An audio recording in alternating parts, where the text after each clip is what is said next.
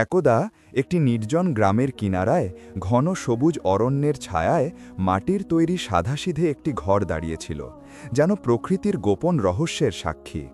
সেখানে বাস করতেন হাজি আহমদ খান, বয়সের ভারে প্রায় ৬০ বছরের কাছাকাছি। তার সাদা দাড়িতে ধর্মীয় গাম্ভীর্য, মাথায় জীর্ণ টুপি, চোখে তসবিহের আলো এবং অন্তরে শুধু আল্লাহর ওপর অটুট নির্ভরতা। গ্রামবাসীরা তাকে সবচেয়ে নির্ভেজাল সত্যবাদী ব্যক্তি হিসাবে মেনে নিত, কেননা তিনি তার সমস্ত জীবন অভাবীদের সহায়তা, নামাজ, রোজা এবং কোরআনের তিলাওয়াতে অতিবাহিত করেছিলেন। তবে বয়সের অগ্রগতির সঙ্গে সঙ্গে শারীরিক দুর্বলতা ও একাকীপন তাকে আষ্টে পৃষ্ঠে জড়িয়ে ধরেছিল। স্ত্রীর মৃত্যু কয়েক বছর আগেই হয়ে গিয়েছিল এবং সন্তানেরা দূরবর্তী শহরে নিজস্ব কাজকর্মে মগ্ন ছিল। গ্রামের মানুষজন প্রায়ই বলতো, হাজি সাহেব, এখন আপনি অরণ্যের এত নিকটে একলাবাস করো না, বিপদের আশঙ্কা রয়েছে। কিন্তু তিনি মৃদু হাসি দিয়ে বলতেন, যার মালিক আল্লাহ, তাকে কে ক্ষতি করতে সক্ষম। প্রত্যহ সকালে তিনি ফজরের নামাজ শেষ করে অরণ্যের দিকে পায়ে হেঁটে যাত্রা করতেন। সতেজ বায়ু, পাখির কলরব এবং পাতার সুমধুর শব্দ তাকে আল্লাহর স্মৃতি জাগিয়ে দিত। তিনি প্রত্যেক গাছে, প্রত্যেক চারা গাছে এবং প্রত্যেক শব্দে আল্লাহর অসীম ক্ষমতা অনুভব করতেন। কিন্তু সেই দিনের আবহাওয়া ছিল কিছুটা রহস্যময়। আকাশে সূক্ষ্ম মেঘের ছায়া এবং বাতাসে আর্দ্রতার সাথে এক অস্বাভাবিক নিস্তব্ধতা রাজত্ব করছিল। অরণ্যে প্রবেশ করা মাত্র তিনি বুঝতে পারলেন যে আজ পাখির গান কম এবং ঝোপঝাড়ে হালকা চলাচল বেশি হচ্ছে। অকস্মাৎ দূরবর্তী কোনো স্থান থেকে একটি দুর্বল গোঙানির শব্দ ভেসে এলো। তিনি থমকে গেলেন, কান খাড়া করলেন এবং শব্দের উৎসের দিকে অগ্রসর হলেন। পায়ের ধাপগুলো ধীরগতিতে সামনে বাড়ছিল, কিন্তু অন্তরে ছিল এক অজানা অস্থিরতা। ঠিক তখনই তিনি লক্ষ্য করলেন, ঝোপের মাঝে একটি সোনালী বর্ণের হরিণ মাটিতে লুটিয়ে পড়ে আছে। তার পায়ে থেকে রক্ত গড়িয়ে পড়ছিল এবং চোখে স্পষ্ট ভীতি প্রকাশ পাচ্ছিল। হাজি আহমদ খানের মন দ্রবীভূত হয়ে গেল। তিনি ঝুঁকে বিসমিল্লা পাঠ করলেন এবং আস্তে করে বললেন, ভয় করো না, আমি আল্লাহর আদেশে তোমার সহায়তা করব। তিনি জানতেন না যে এই সাক্ষাৎ তার জীবনের সবচেয়ে মহান রহমতের রূপ নিতে চলেছে। সকালের সময় অতিক্রান্ত হয়ে গিয়েছিল, কিন্তু হাজি আহমদ খানের মন বারংবার সেই স্থানে টেনে নিয়ে যাচ্ছিল, যেখানে হরিণটিকে রেখে এসেছিলেন। তিনি প্রাতরাশে কেবল একটি শুকনো রুটি এবং পানি গ্রহণ করলেন এবং সূর্য কিছুটা ওপরে উঠতেই নিজের পুরাতন জুতো পরে তসবি হাতে নিয়ে অরণ্যের দিকে পায়ে হেঁটে রওনা হলেন। পথ ধরে চলতে চলতে তার মন এক অজানা অস্থিরতায় ভরে উঠেছিল। প্রত্যেক পদক্ষেপে তার মনে মনে হচ্ছিল যেন কোনো অদৃশ্য দৃষ্টি তার উপর নিবদ্ধ হয়ে আছে। তিনি নিজের মনকে বোঝাতে লাগলেন, এটি শয়তানের মায়া, আল্লাহর স্মরণ গিয়ে অন্তর দৃঢ় হয়। তিনি আয়াতুল কুরসি পাঠ করলেন এবং সামনে অগ্রসর হলেন। অরণ্যের মর্মর শব্দ আজ যেন কিছুটা বেশি হয়ে উঠেছিল। কখনো ওপর থেকে শুকনো পাতা ঝরে পড়ত, কখনো পাশের ঝোপে কোনো ছোট জীব ছুটে যেত। কিন্তু এই কোলাহলের মধ্যে একটি স্থান থেকে খুব ধীর গতির কিন্তু স্পষ্ট শব্দ ভেসে এলো, হুম হুম। সেই শব্দটি জিব্রিলের ছিল, যাকে হাজি সাহেব এখন চেনা শিখেছিলেন। তিনি দ্রুত সামনে এগিয়ে গেলেন এবং ঝোপের সেই অংশে পৌঁছালেন যেখানে গতকাল জিব্রিলকে রেখে এসেছিলেন। তিনি দেখে বিস্মিত হয়ে গেলেন। জিব্রিল দাঁড়িয়েছিল, হালকা খোঁড়াচ্ছিল, কিন্তু তার চোখে ভয়ের পরিবর্তে ছিল এক আপনত্ব, যেন সে চিনে নিয়েছে যে এই সেই ব্যক্তি যিনি তাকে গতকাল উদ্ধার করেছিলেন। হাজি সাহেব মাটিতে বসে পড়লেন। থলে থেকে তাজা রুটি বের করে ছোট ছোট অংশ করে সামনে রাখলেন। জিব্রিল প্রথমে কিছুটা দ্বিধা করল, তারপর ধীরে ধীরে কাছে এসে খাওয়া শুরু করল। তার প্রত্যেক লোকমা হাজি সাহেবের অন্তরে এক অজানা শান্তি ভরিয়ে দিচ্ছিল। তিনি আস্তে করে বললেন, দেখো জিব্রিল, আল্লাহ তোমাকে আজ দাঁড়ানোর ক্ষমতা প্রদান করেছেন। খাবার সমাপ্ত করার পর জিব্রিল অকস্মাৎ নিজের ঘাড় হাজি সাহেবের কাঁধের নিকট ঝুঁকিয়ে দিল। এই ইঙ্গিত প্রথমবারের ছিল, যেন সে বলতে চাইছিল, আমি এখন তোমাকে ভয় করি না, বিশ্বাস করি। হাজি সাহেবের ঠোঁটে হাসি ফুটে উঠল। তিনি মনে মনে চিন্তা করলেন, এই জীবটি আল্লাহর করুণা হয়ে এসেছে, হয়তো এর মাধ্যমে আমাকে কোনো গভীর হেকমত বোঝাতে হবে। কিন্তু ঠিক তখনই দূর থেকে একটি শব্দ এলো, যা পরিবেশের নরমত্বকে ভেঙে দিল, নেকড়েদের গর্জন। হাজি সাহেব সতর্ক হয়ে উঠলেন। তিনি লাঠি শক্ত করে ধরলেন এবং জিব্রিলকে নিজের পিছনে সরিয়ে নিলেন। অরণ্যের অন্য প্রান্ত থেকে পাতা নড়তে শুরু করল এবং শুকনো ডাল ভাঙার শব্দ ভেসে এলো। তিনি জানতেন যে একজন বয়স্ক ব্যক্তির পক্ষে নেকড়েদের সাথে যুদ্ধ করা সহজ নয়, কিন্তু তিনি ভাবলেন যে রব বিপদ পাঠিয়েছেন তিনি ধৈর্য এবং সাহসও প্রেরণ করেছেন। তিনি উচ্চস্বরে আল্লাহ আকবার বললেন এবং ধীরে ধীরে পিছিয়ে যেতে লাগলেন, যাতে জিবরিলকে অরণ্যের নিরাপদ অংশে নিয়ে যেতে পারেন। জিবরিলও যেন বুঝে গিয়েছিল যে বিপদ আসছে। সে হাজী সাহেবের একেবারে নিকটে নিকটে হাঁটতে লাগল।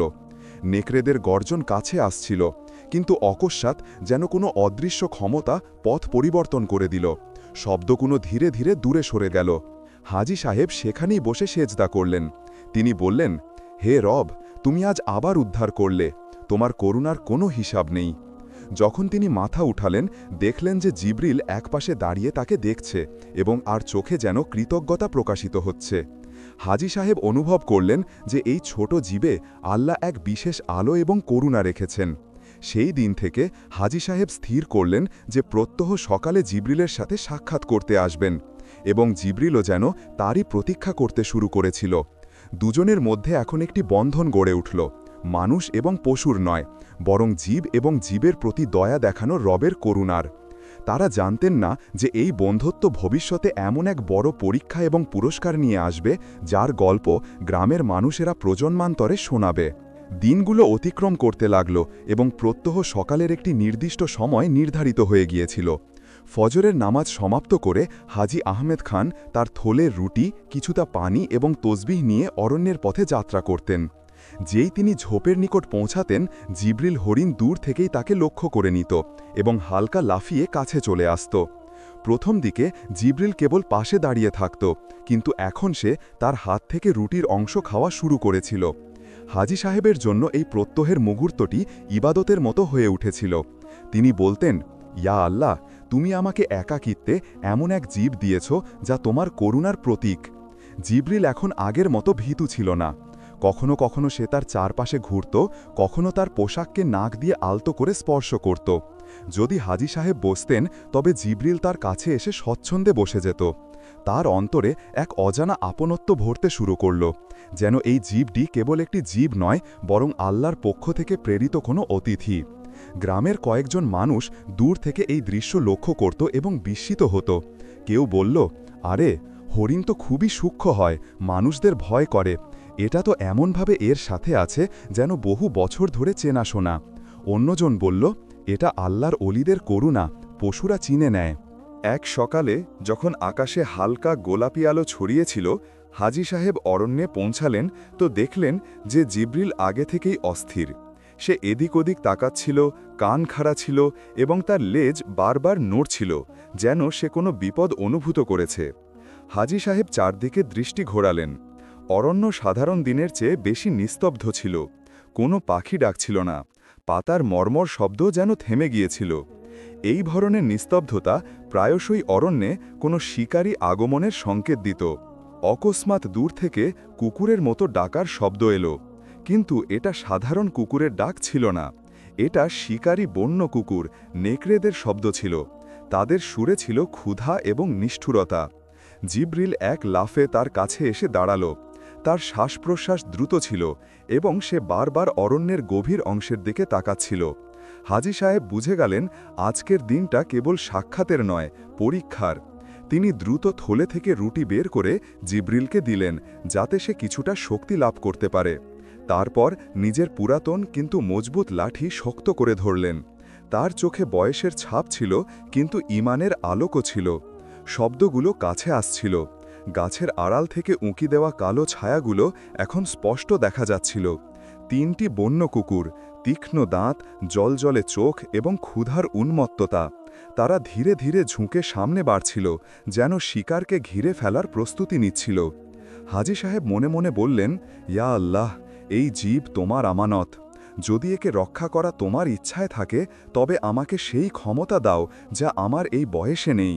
তিনি জিবরিলকে ধীরে করে পিছনে ঠেলে দিলেন এবং নিজে সামনে এসে লাঠি দিয়ে মাটিতে জোরে আঘাত করলেন। শব্দ পুরো অরণ্যে প্রতিধ্বনিত হল।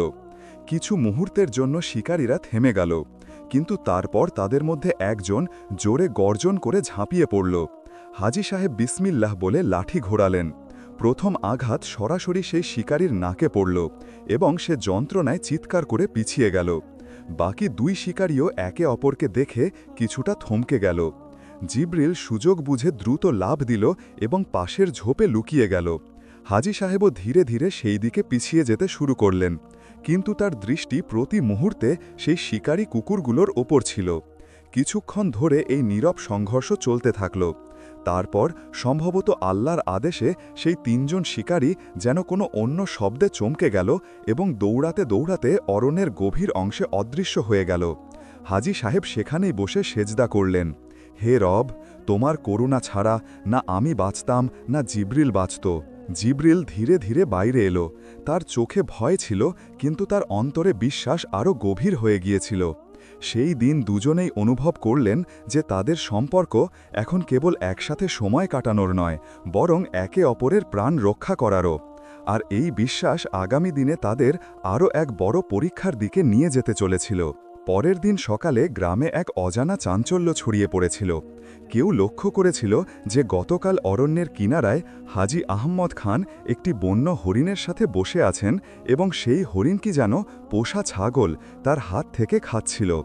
গ্রামের চত্বরে মানুষজন কথা বলছিল, আরে শুনেছ নাকি, হাজী সাহেবের সঙ্গী এখন মানুষ নয়, হরিণ। অন্যজন বলল, এটা কোনো সাধারণ ব্যাপার নয়, পশু এভাবে কারোর কাছে আসে না। তৃতীয়জন চিন্তায় মগ্ন হয়ে গেল, হয়তো আল্লাহর পক্ষ থেকে কোনো চিহ্ন। হাজী সাহেবের এই কথাগুলোর কোনো চিন্তা ছিল না। তার মনোযোগ কেবল জিবরিলের ওপর ছিল। সকালে ফজরের পর তিনি রোজকার মতো থলে নিয়ে অরণ্যে গেলেন। জিবরিল আগে থেকেই তার পথে দাঁড়িয়ে প্রতীক্ষা করছিল। যেই সে তাকে আসতে দেখল, তার চোখে আলো এলো এবং সে দৌড়ে কাছে চলে এলো। হাজী সাহেব তাকে দেখেই বললেন, আসসালামু আলাইকুম, এবং জিবরিল নিজের মাথা হালকা ঝাঁকালো, যেন উত্তর দিচ্ছে, ওয়ালাইকুম আসসালাম। সেই দিন হাজী সাহেব নিজের সাথে কেবল রুটি নয়, কিছুটা পানি এবং লবণও এনেছিলেন। তিনি প্রথমে জিবরিলের ক্ষত দেখলেন, যা এখন অনেকটাই সারিয়ে উঠেছে। তারপর তিনি রুটির ছোট ছোট টুকরো করে তাকে খাওয়ালেন। জিবরিল খাওয়া সমাপ্ত করল এবং পাশেই বসে পড়ল। তার কান এখনও সতর্ক ছিল, কিন্তু আজ তার চেহারায় শান্তি ছিল। হাজী সাহেব তসবিহ বের করলেন এবং জিকিরে মগ্ন হলেন। জিবরিল শান্ত হয়ে বসেছিল, যেন সেও সেই জিকিরে অংশগ্রহণ করছে। এরই মধ্যে দূর থেকে 2-3টি শিশু এলো। তারা জিবরিলকে দেখল এবং ধীরে ধীরে কাছে আসতে লাগল। জিবরিল প্রথমে হালকা পিছিয়ে গেল, কিন্তু যখন হাজী সাহেব বললেন, ভয় করো না, এরা আমার অতিথি, তখন সে সেখানেই থেমে শিশুদের দিকে দেখতে লাগল। শিশুরা ধীরে করে বলল, বাহ, এটা তো সত্যিই পোষা পশুর মতো। তারা জিবরিলের মাথায় হাত বুলালো এবং জিবরিলও ভয় না পেয়ে তাদের কাছে আসতে দিল। এই দৃশ্য দেখে একটি শিশু দৌড়ে গ্রামের দিকে গেল, যাতে সবাইকে এই চমৎকার দেখাতে পারে। কিছুক্ষণ পরে গ্রামের আরও মানুষ এলো। কেউ বলছিল, এটা আল্লাহর অলিদের কারামত, অলৌকিক ক্ষমতা। কেউ ফিসফিস করে বলছিল, এটা কোনো চিহ্ন, কিছু একটা ঘটতে চলেছে। এক বৃদ্ধা এগিয়ে এসে বললেন, হাজী সাহেব, এটা তো আপনার একাকিত্বের দোয়ার উত্তর। হাজী সাহেব মৃদু হেসে উত্তর দিলেন, আল্লাহ তার বান্দাদের একা ছেড়ে দেন না, তিনি রহমত পাঠান, কখনো মানুষের রূপে, কখনো পশুর বেশে। সেই দিন থেকে জিবরিল গ্রামের লোকদের জন্য এক অজানা কারিশমা হয়ে উঠল। শিশুরা তাকে দেখতে আসত, মহিলারা দূর থেকে দোয়া দিত, পুরুষেরা বিস্মিত হয়ে বলতো, এটা তো আল্লাহর কারিশমা। কিন্তু যেখানে ভালো থাকে সেখানেই কিছু অন্তরে হিংসাও জন্ম নেয়। গ্রামের 1-2 শিকারী নিজেদের মধ্যে বলতে লাগল, যদি এই হরিণ আমাদের হাতে আসে তো ভালো দামে বিক্রি হতে পারে। দ্বিতীয়জন বলল, আর হাজী জানতেও পারবে না। এই কথাগুলো ধীর আওয়াজে হচ্ছিল, কিন্তু অরণ্যের বাতাসেও এক অজানা অস্থিরতা নেমে এলো। হাজী সাহেবের এই ষড়যন্ত্রের কোনো অনুমান ছিল না, কিন্তু জিবরিলের কান যেন আগেই বিপদের আগমন শুনে নিয়েছিল। সেই সন্ধ্যায় যখন সূর্য ডুবছিল এবং গ্রামে আজান হচ্ছিল, জিবরিল অজানা অস্থিরতা নিয়ে চারদিকে দেখতে শুরু করল। তার চোখে যেন কোনো অদৃশ্য ভয় নেমে এসেছিল। হাজী সাহেব তার পিঠে হাত বুলাতে বুলাতে বললেন, ভয় করো না জিবরিল, আল্লাহ আমাদের সাথে আছেন। কিন্তু তিনি জানতেন না যে এই ভয় অকারণে নয়, বরং আসন্ন এক বড় পরীক্ষার প্রথম সংকেত ছিল। যেখানে তার এবং জিবরিলের সম্পর্ক, আল্লাহর রহমত এবং ধৈর্য সব কিছুর পরীক্ষা হতে চলছিল। রাতের নিস্তব্ধতা গ্রামে নেমে এসেছিল। দূর কোথাও কুকুরের ডাকার শব্দ প্রতিধ্বনিত হচ্ছিল এবং মাঝে মাঝে ঝিঝি পোকার শব্দ যেন অন্ধকারকে আরও গভীর করে তুলছিল। হাজী আহমদ খান তার কুঁড়ে ঘরে ছোট ঘরে বসে তসবিহ পাঠ করছিলেন। প্রত্যেক দানা তার অন্তরকে আরও শান্তি প্রদান করছিল। তিনি খবর রাখতেন না যে সেই সময় গ্রামের কিনারা দিয়ে দুটি ছায়া ধীরে ধীরে অরণ্যের দিকে অগ্রসর হচ্ছিল। এরাই সেই দুই শিকারী যারা জিবরিলকে দেখে অন্তরে লোভ পোষণ করেছিল। তাদের হাতে মোটা দড়ি এবং একটি পুরাতন জাল ছিল। প্রথম শিকারী বলল, আজ রাতেই ধরব, সকাল হতেই শহরের বাজারে বিক্রি করে দেব। দ্বিতীয়জন বলল, হাজি আসার আগে কাজ সমাপ্ত করে দেব, উনি কিছুই জানতে পারবেন না। অরণ্যের কাছে পৌঁছে তারা পা আরও হালকা করে নিল। চাঁদের হালকা আলো পাতা থেকে ছেঁকে মাটিতে পড়ছিল। জিবরিল সেই সময় অরণ্যের এক খোলা স্থানে ছিল, যেখান থেকে পথটি পরিষ্কার দেখা যেত। তার কান খাড়া, দূর থেকে পাতার মৃদু শব্দ আসছিল। সে সতর্ক হয়ে উঠল, কিন্তু শব্দ এত হালকা ছিল যে হয়তো কোনো সাধারণ মানুষ শুনতেই পেত না। শিকারীরা আরও কাছে এলো। তাদের মধ্যে একজন ধীরে করে জাল ছড়ানো শুরু করল। জিবরিল পিছিয়ে যেতে লাগল, কিন্তু তার পিছনে ছিল ঘন অরণ্য এবং কাঁটাযুক্ত ঝোপ। অকস্মাৎ যেন বাতাস দিক পরিবর্তন করল। দূর থেকে হাজী সাহেবের কুঁড়ে ঘরে বসে থাকা আহমদ খানের অন্তরে এক অজানা অস্থিরতা উঠল। তিনি তসবিহর দানা থামালেন এবং নিজেকে বললেন, ইয়া রব, জিবরিলের হেফাজত করো। দেরি না করে তিনি তার লাঠি তুললেন এবং অরণ্যের দিকে হাঁটতে শুরু করলেন। তার পা দ্রুত চলছিল। যদিও বয়স তার জয়েন্টগুলোতে ব্যথা ভরিয়ে দিয়েছিল, কিন্তু সেই সময় তিনি ব্যথা অনুভবই করলেন না। এদিকে শিকারীরা এখন জিবরিল থেকে মাত্র কয়েক কদম দূরে ছিল। প্রথম জন জাল ছুড়ল, কিন্তু ঠিক সেই সময় জিবরিল অকস্মাৎ একটি দ্রুত লাফ দিল। জাল খালি মাটিতে পড়ল এবং পাতায় জড়িয়ে গেল। জিবরিল দৌড়ে সেই পথের দিকে এলো যেখান থেকে সে হাজী সাহেবের শব্দ শুনতে পাচ্ছিল। জিবরিল, সেই শব্দ যেন অন্ধকারে আলোর মতো ছিল। জিবরিল না চিন্তা করে সেই শব্দের দিক ধরল। শিকারীরা তার পিছনে ছুটল। কিন্তু তখনই অরণ্যে এক অজানা ঘটনা ঘটল। তীব্র বাতাস বইল এবং গাছের উঁচু ডাল থেকে শুকনো পাতা ও ডালের বৃষ্টি হতে লাগল, এত ঘন যে শিকারীর চোখে ভরে গেল এবং তাদের পা থেমে গেল। জিবরিল হাজী সাহেবের কাছে পৌঁছে গেল এবং তিনি সঙ্গে সঙ্গে তাকে নিজের পিছনে সরিয়ে নিলেন। তিনি উঁচু আওয়াজে আল্লাহু আকবার বললেন। সেই আওয়াজ অরণ্যে প্রতিধ্বনিত হল এবং শিকারীরা ভয়ে সেখানেই থেমে গেল। কিছু মুহূর্তের জন্য নিস্তব্ধতা ছড়িয়ে গেল। তারপর ধীরে ধীরে দুই শিকারী পিছিয়ে যেতে লাগল। যেতে যেতে তাদের মধ্যে একজন বিড়বিড় করে বলল, এরা আল্লাহর লোক, এদের সাথে টক্কর নেওয়া ভালো নয়। হাজী সাহেব জিবরিলের মাথায় হাত বুলালেন এবং বললেন, দেখো বেটা, যিনি আমাদের সৃষ্টি করেছেন তিনি আমাদের রক্ষা করেন।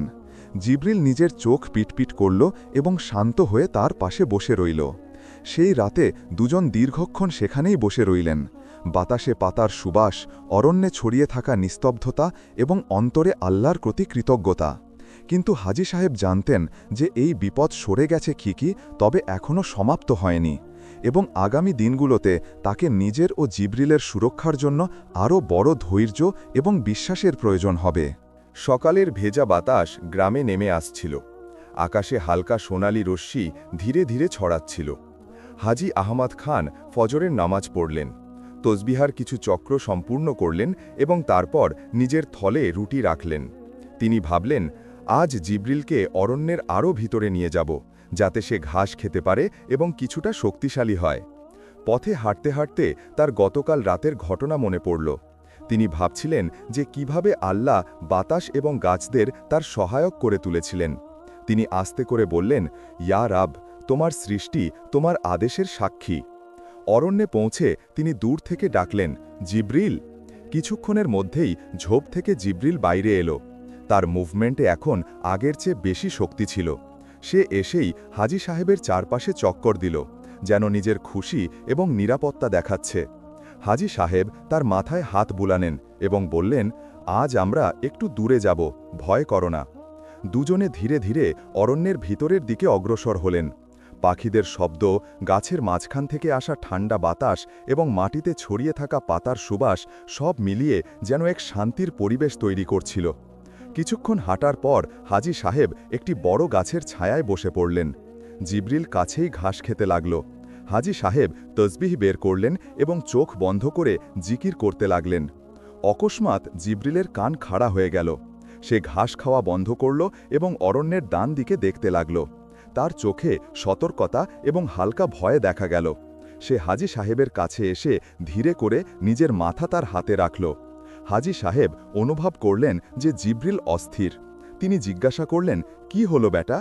কিন্তু তখনই ঝোপের পিছন থেকে এক ভারী পাতার শব্দ এলো, যেন কোনো বড় জীব ধীরে ধীরে তাদের দিকে এগিয়ে আসছে। পরের মুহূর্তেই একটি বড় অজগর ঝোপ থেকে বেরিয়ে এসে তাদের সামনে এলো।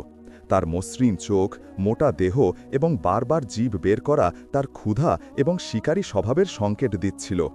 হাজী সাহেবের কাছে লাঠি ছিল, কিন্তু তার বয়স এবং অজগরের আকার এই মোকাবিলা সহজ ছিল না। তিনি আয়াতুল কুরসি পাঠ করলেন এবং পিছিয়ে যেতে লাগলেন। ঠিক তখনই জিবরিল এগিয়ে গেল। সে নিজের খুর দিয়ে মাটিতে জোরে আঘাত করল এবং এক তীব্র শব্দ অরণ্যে প্রতিধ্বনিত হল।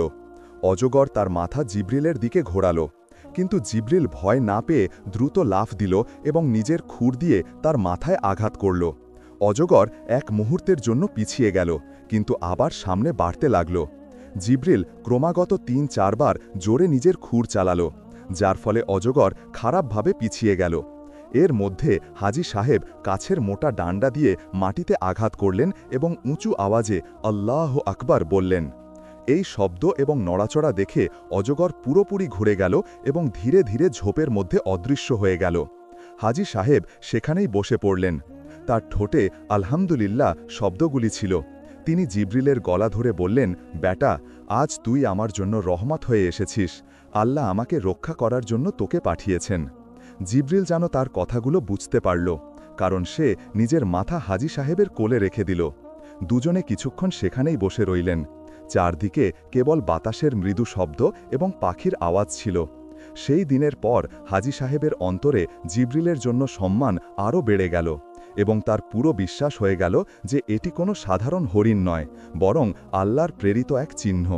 কিন্তু তিনি এটাও জানতেন না যে আজ যেমন জিবরিল তাকে উদ্ধার করল, কাল তাকে জিবরিলকে উদ্ধার করার জন্য নিজের প্রাণের বাজি রাখতে হবে। সেই দিন থেকে হাজী আহমদ খান এবং জিবরিলের সম্পর্ক আরও গভীর হয়ে গিয়েছিল। এখন জিবরিল কেবল অরণ্যে তার প্রতীক্ষা করত না, বরং কখনো কখনো পথ ধরে গ্রামের কিনারা পর্যন্তও চলে আসত। গ্রামের শিশুরা তাকে দেখে আনন্দিত হতো এবং প্রবীণরা দোয়া দিত। কিন্তু এই বাড়তে থাকা নৈকট্য গ্রামের 2 শিকারী ভাইয়ের অন্তরে লোভ আরও বাড়িয়ে দিল। তাদের মন এখন শুধু একটি জিনিসই চিন্তা করছিল, এই হরিণটিকে ধরতেই হবে, যাই হোক। এক সন্ধ্যায় যখন সূর্য ডুবতে শুরু করল এবং আজানের শব্দ গ্রামে প্রতিধ্বনিত হচ্ছিল, 2 শিকারী অরণ্যের কিনারায় পৌঁছাল। তাদের কাছে এবার শুধু দড়ি আর জাল নয়, বরং একটি তীক্ষ্ণ চোখা বল্লমও ছিল। প্রথমজন বলল, আজ রাতেই কাজ সমাপ্ত করে দেব, কাল সকালে শহরে মাল বিক্রি হয়ে যাবে। ওদিকে হাজী সাহেব নিজের ঘরে বসে তেলাওয়াত করছিলেন।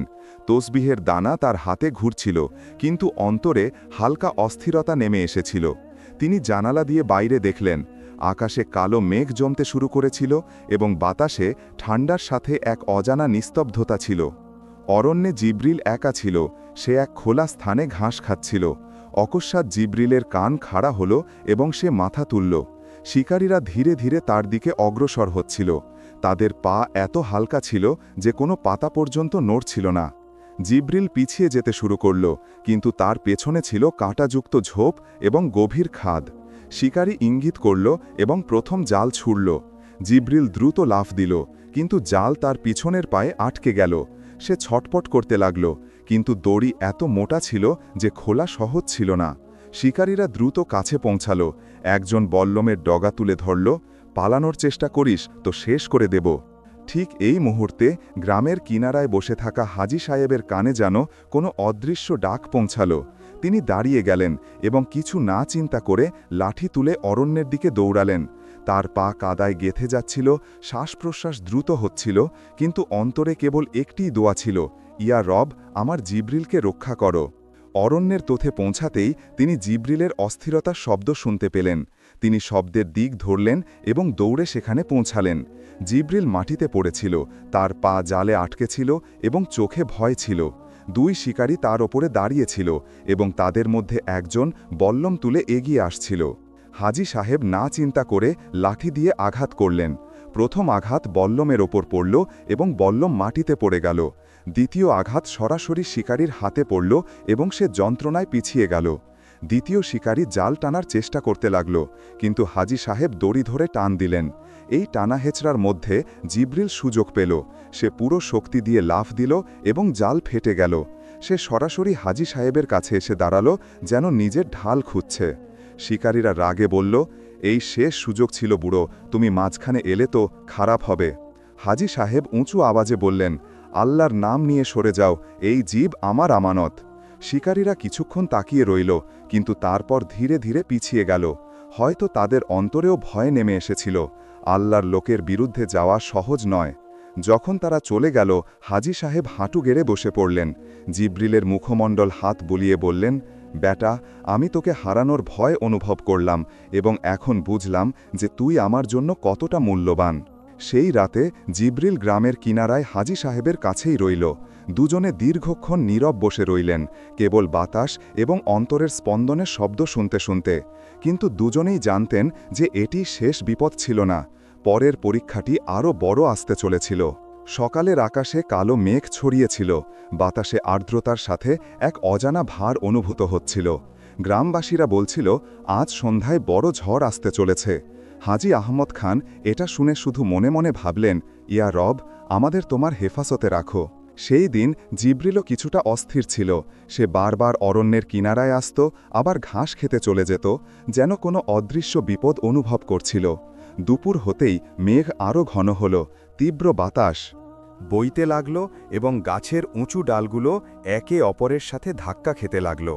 পাখিরা তাদের বাসায় ফিরে গেল এবং অরণ্যে এক অজানা নিস্তব্ধতা নেমে এলো।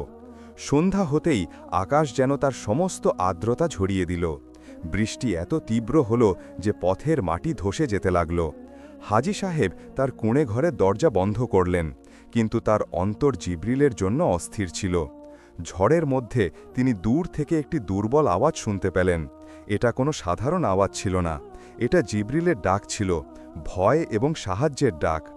দেরি না করে হাজী সাহেব তার পুরাতন উলের শাল কাঁধে নিলেন, লাঠি উঠালেন এবং বৃষ্টির মধ্যে অরণ্যের দিকে বেরিয়ে পড়লেন।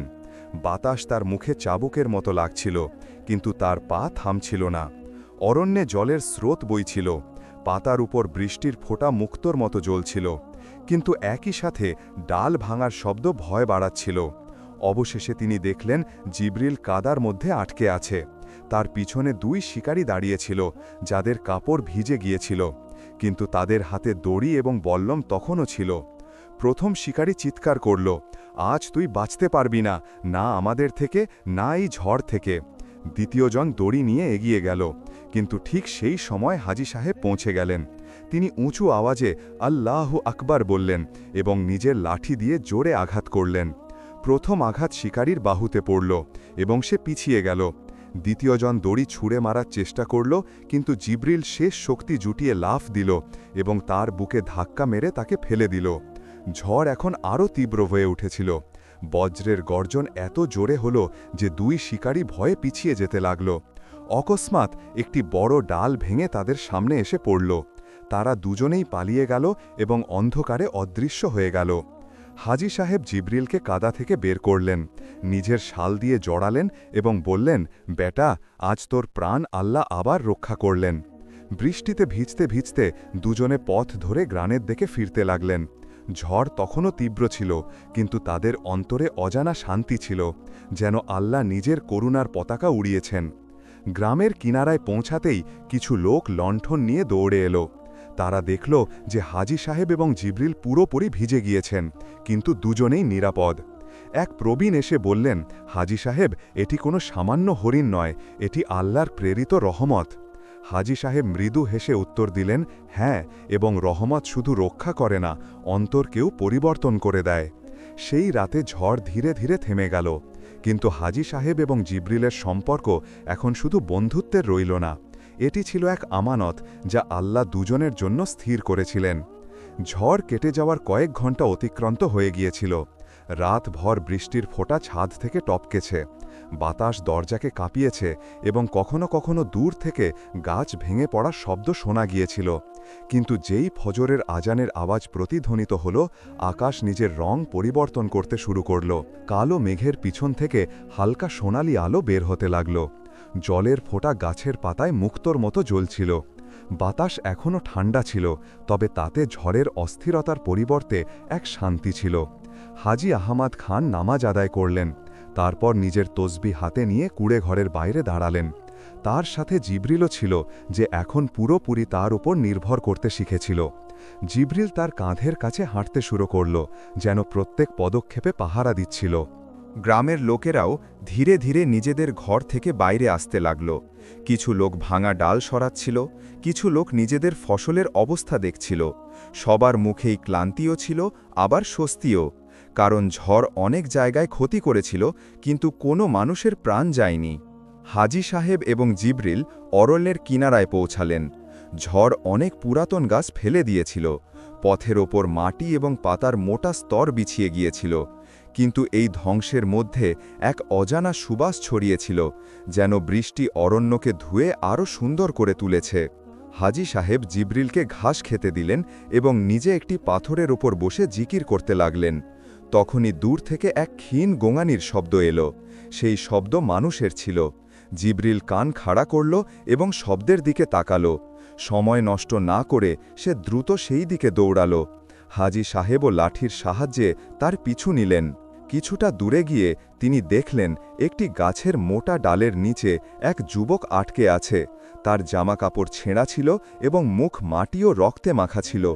হাজী সাহেব সাথে সাথে তার কাছে পৌঁছালেন এবং বললেন, বেটা, সাহস রাখো, আল্লাহ সাহায্য করবেন। জিবরিল নিজের খুর দিয়ে পড়ে থাকা পাতা এবং ছোট ডাল সরাতে শুরু করল, যাতে হাজী সাহেব সেই ডাল পর্যন্ত পৌঁছাতে পারেন। হাজী সাহেব পুরো শক্তি লাগিয়ে ডালটিকে একপাশে সরিয়ে দিলেন এবং যুবকটিকে বাইরে বের করলেন। তার শ্বাস-প্রশ্বাস দ্রুত ছিল, কিন্তু সে হুঁশে ছিল। সে ক্ষীণ আওয়াজে বলল, আপনি আমার প্রাণ রক্ষা করলেন। হাজী সাহেব মৃদু হেসে বললেন, আমরা রক্ষা করিনি, আল্লাহ রক্ষা করেছেন। আর এই জিবরিল যাকে তুমি হরিণ ভাবছ, সে তো আল্লাহর প্রেরিত রহমত। গ্রামের কিছু লোকও সেখানে পৌঁছে গেল। সবাই মিলে সেই যুবকটিকে গ্রামে আনল এবং তার চিকিৎসা করল। শীঘ্রই জানা গেল যে সে দূরের গ্রামের বাসিন্দা ছিল এবং ঝড়ে পথ হারিয়ে এখানে এসেছিল। এই ঘটনার পর গ্রামের লোকেরা আরও বিশ্বাস করতে লাগল যে জিবরিলের আশা কেবল একটি কাকতালীয় ঘটনা ছিল না, বরং আল্লাহর কারামত। কারণ যদি জিবরিল সেই দিন শব্দ না শুনত, তবে হয়তো সেই যুবকটি বেঁচে ফিরত না। হাজী সাহেব আকাশের দিকে তাকালেন। চোখে হালকা জল ছিল এবং অন্তরে একটিই বাক্য আওড়াচ্ছিলেন, ইয়া রব, তোমার রহমতগুলি অসীম। জিবরিল পাশে দাঁড়িয়েছিল। তার চোখে দ্যুতি এবং চেহারায় শান্তি ছিল, যেন সেও বুঝে গিয়েছিল যে আল্লাহ তাকে এখানে কেন প্রেরণ করেছেন। কিন্তু হাজী সাহেব জানতেন যে এখনও একটি শেষ মুহূর্ত বাকি আছে, যেখানে এই সম্পর্ক নিজের সবচেয়ে উঁচু গন্তব্যে পৌঁছাবে এবং সেটি হবে সবচেয়ে বড় পরীক্ষা। সকালের সময় ছিল। ফজরের আজানের মিষ্টি শব্দ গ্রামে ছড়িয়ে পড়ছিল। হাজী আহমদ খান নামাজ আদায় করলেন, তারপর তসবি ধরে নিজের কুঁড়ে ঘরের বাইরে দাঁড়ালেন। আকাশ পরিষ্কার ছিল, হালকা রোদ পথের ওপর সোনালি স্তর বিছিয়ে দিচ্ছিল। জিবরিল সব সময়কার মতো অরণ্যের কিনারায় তার প্রতীক্ষা করছিল। আজ তার চোখে এক আলাদা দ্যুতি ছিল এবং চালে হালকা অস্থিরতাও, যেন সে কোনো অশুভ কিছু অনুভব করছিল। হাজী সাহেব কাছে পৌঁছালেন তো সে হালকা আওয়াজে হুঁ করল এবং পথের ভেতরের দিকে হাঁটতে শুরু করল। হাজী সাহেব লাঠি ধরলেন এবং তার পিছু নিলেন। অরণ্যের বাতাস আজ কিছুটা আলাদা ছিল। না পাখির শব্দ ছিল, না পাতার সাধারণ মর্মর ধ্বনি, কেবল দূর থেকে জল বয়ে যাওয়ার তীব্র শব্দ আসছিল। কিছুক্ষণের মধ্যেই তারা একটি ছোট নদীর কিনারায় পৌঁছালেন।